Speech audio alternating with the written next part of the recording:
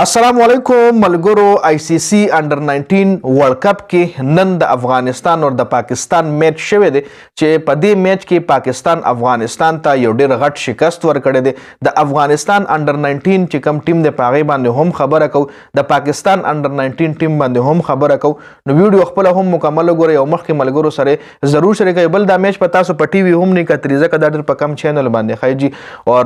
د میچ چې کوم څه چې ما خپل هم نه دی کتلی خو سکور کارډ باندې خبره کوو جی چې چا پکې ښه پرفارمنس کړی تاسو له سایډ له په سکرین باندې ښکاري لومبنی بیټینګ پاکستان کړی دی چې 284 رنزونه یې کړي دي 9 کلاړیان یې اوټ دي 50 اورونه مکمل وهلی دي جی شاهزیب خان چې کوم دی د پاکستان د طرف اوپنر دی پکې 106 رنز باندې اوټ شوی دی ښه اننګز یې کړی دی شمایل حسین 17 رنزونو باندې اوټ شوی دی آزان اویس په 15 رنزونو باندې اوټ شوی دی سعد بیگ چې کوم دی د پاکستان د انډر 19 کیپټن دی چې په 55 رنزونو باندې اوټ شوی دی او ښه بیټینګ یې کړی دی په 52 بالونو باندې 55 رنزونه کړي دي جی احمد حسین اتو رنزونو باندې محمد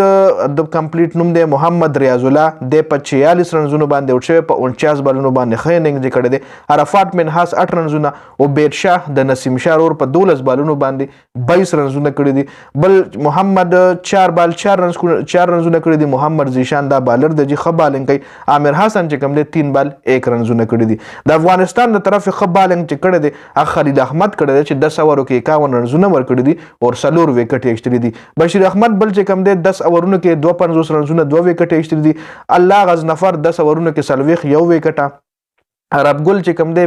8 اوورونو کې 15 شپېته ټول نه ایکسپنسیو بالر چې کوم دی پکې پروت دی مهنګا ترین بالر عرب ګل نصیر خان چې کوم دی 9 اوورونو کې شپږ کم 15 رنزونه ورکړي 450 رحیم الله 3 اوورونو کې یو ویش د هم مطلب 3 اوورونو کې یو ویش ډیر سکور دی جی اوس د افغانستان بیټینګ کتا سو ګورئ نو افغانستان په 130 رنزونو باندې ټول ټیم اوټ شوی دی جی وفی الله تراخیل چې کوم دی په 0 باندې اوټ شوی دی حسن عیساخیل په 19 رنزونو باندې اوټ شوی دی جمشید یو رنز کړی دی سهیل خان 10 رنزونه کړی دي نومان شاه 20 رنزونه رحیم الله 10 رنزونه نصیر خان په 0 اوټ شوی دی عرب ګل 2 رنزونه کړي دي الله غزنفر 2 رنزونه کړي دي خلیل احمد 4 رنزونه باندې اوټ شوی دی او بشیر احمد چې کوم دی 15 بالونه وخلی رنز یوم نه دی کړي او په 0 رنزونو باندې نټ اوټ پاتې شوی دی جی د پاکستان تر طرف ښه بالنګ او بید شاه کړی د نسیم شاه چې وو اورونو کې 20 رنزونه ورکړي دي او 4 وکټ یې ایستلي دي جی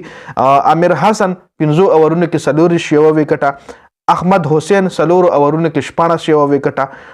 علي اسفان 6 اورونو کې 0 وکټ یو وکټ هم نه دشتي او محمد زیشان 15 اورونو کې 19 رنزونه ورکړي دي او 3 وکټ د افغانستان ایستلي دي جی افغانستان ټوټل ټیم 103 رنزونه کړي دي دې ځکه کومه وګورو د پاکستان 284 رنزونه کړي دي او د پاکستان 14 اورونو کې صرف 50 رنزونه او 2 کلاړیان یې وټو جی ډیر سلو سٹارټ ایستلي ځکه د انډر 19 ټیم دی د هغه رنګ پریشر هم نشي هندل کولی